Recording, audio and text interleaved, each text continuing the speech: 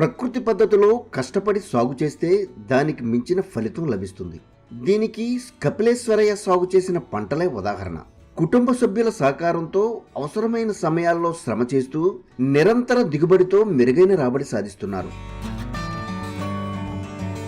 నమస్కారం, నా పేరు కపిలేశ్వరయ్య. మాది చిట్టత్తూరు, రామచంద్రాపురం మండలం, తిరుపతి జిల్లా. ప్రకృతి వ్యవసాయం 2018 నుంచి స్టార్ట్ చేసినాము. మాకు విలేజ్లో సిఆర్పీలు వచ్చి ప్రకృతి వ్యవసాయం ఎట్ట చేయాలి వాళ్ళు ట్రైనింగ్ ఇచ్చినారు. అప్పుడు రైతుగా ఉండి అంతా ఎరువులు తయారు చేసినాము, మళ్ళీ ఘనజీవామృతం అంతా తయారు చేసినాము. అప్పటి నుంచి ప్రకృతి వ్యవసాయం స్టార్ట్ చేస్తున్నాం.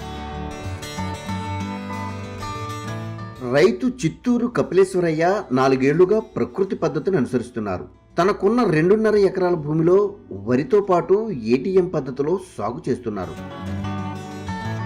ఏటీఎం మోడల్ వేసాం. ఏటీఎం 4 అడుగులు బెడ్డు, 1 అడుగు కాలువ. దాంట్లో 25 రకాల దాకా దీంట్లో అన్ని రకాలు వేసాం. ఫస్ట్ తీగ జాతి 5 రకాలు వేసాం, గిడ జాతి 3-4 రకాలు వేసాం. తర్వాత కాయగూరలు, తర్వాత ఆకుకూరలు. అంటే అవి 20 రోజులు 25 రోజులకి అయిపోయినాయి ఆకుకూరలు. తర్వాత మళ్ళా కలుపు తీసుకుని మళ్ళీ 2వ తడుగు వేసినాం. 2వ తడుగు మళ్ళీ ఇవి వచ్చాయినాయి కాయగూరలు బాగా అన్ని రకాలుగా. మన ఇంటికి పోతే ఎక్కడ ఎత్తుక్కోపలేదు, అన్నీ మన దాంట్లోనే ఉంటాయి. మిగిలినవి మనం అమ్ముకుంటున్నాం, పక్కన ఇక్కడ అమ్ముతాం. మిగిలినవి ఎక్కువగా ఉంటే వేరే విలేజ్కి ఎత్తిపోయి కూడా అమ్ముకుంటున్నాం. కాబట్టి మాకేదో ఈ 20 సెంట్లు బాగానే వస్తుంది.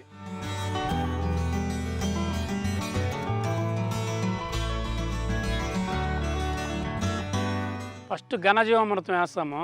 ఘనజీవామృతం లాస్ట్ దుక్కులు వేస్తాము. తర్వాత బీజామృతంతో విత్తనం శుద్ధి చేసి నాటుతాం. అన్నీ ప్రతి 15 రోజులు 20 రోజులకి జీవామృతం పారిస్తూ ఉంటాం, స్ప్రేయింగ్ చేస్తాం. తర్వాత ఏదన్నా చిన్న చీడపిల్లలు ఉంటే నీమాసురం కానీ వావిల్లి అక్కసం కానీ స్ప్రేయింగ్ చేసుకుంటాం. అది మేము సొంతంగానే తయారు చేసుకుంటాం. ఒకవేళ ఏదైనా తెగులు ఉన్నాయి, పుండాకులు గిండాకులు, పుల్లటి మజ్జిగ కూడా స్ప్రేయింగ్ చేసుకుంటాం మేమే తయారు చేసుకుని. ప్రతి తడవ మేమే పుల్లటి మజ్జిగ పాలు మాకే సొంతంగా ఉన్నాయి కాబట్టి మేమే పులచబెట్టి మేమే స్ప్రేయింగ్ చేసుకుంటాం.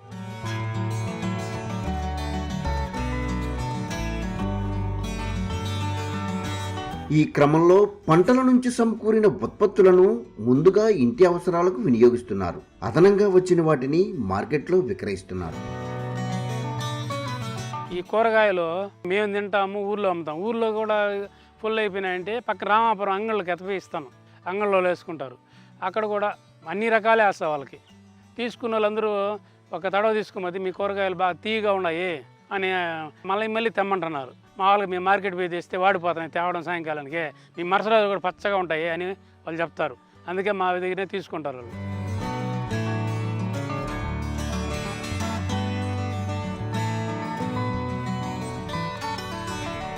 ఈ విధంగా సాగు చేసిన 2 నెలలకు 17,000 రాబడి సాధించారు. ఈ ఆకుకూరల్లోనే మాకు ఈ 20 సెంట్లలో ఒక తడకు 3,000 వచ్చింది. 2వ తడవ చేసి 2,000 వచ్చింది. అంటే ఈ చెట్లు పెరిగే కొందికి కొంచెం ఆకు తగ్గుతుంది 2వ తడవకి.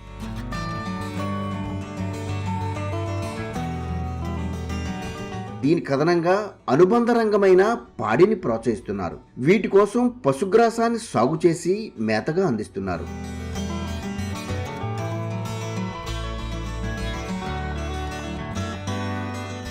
ఆవులు ఏదో పాలు ఇస్తాయి కూడా. పశుగ్రాస్ ఉంది, ఆ పశుగ్రాస్ వేసుకుంటాము, పాలు కూడా పోసుకుంటాం. అందులో అవుట్లో కూడా ఆదాయం ఉంది.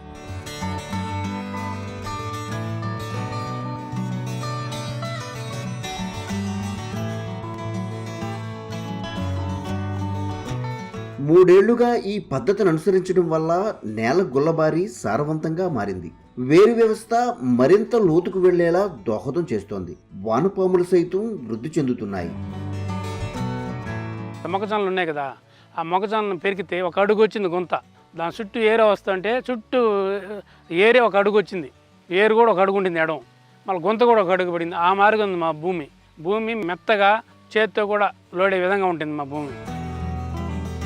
మొన్న ఈ మధ్య ఏమంటే జిల్లా స్థాయి నుంచి డిపిఎం సార్ వారు ఏడీలు డిఏలు వాళ్ళందరినీ పిలుచుకొచ్చి దీన్ని పర్యవేక్షించారు మొత్తం మా ఏటీఎంని.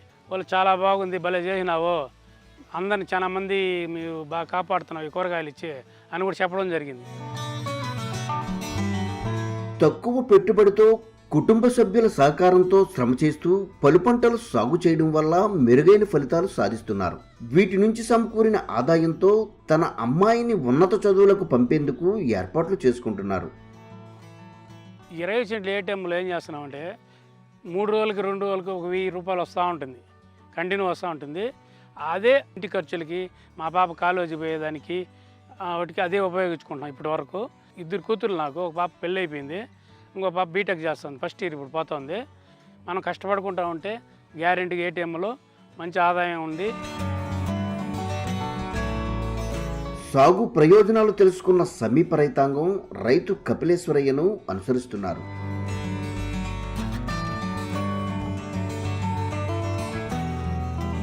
మా ఊర్లో వాళ్ళు కూడా వచ్చి చూసే వాళ్ళకి ఏం చెప్తానంటే, మీకు ఎట్లా ఆవులు ఉన్నాయి, ఎక్కడికే వెళ్ళలేదు, ప్రతి ఒక్కరు ప్రకృతి వ్యవసాయం ఈ మార్గం చేసుకోండి అని మీకు వాళ్ళకు కూడా చెప్తాను.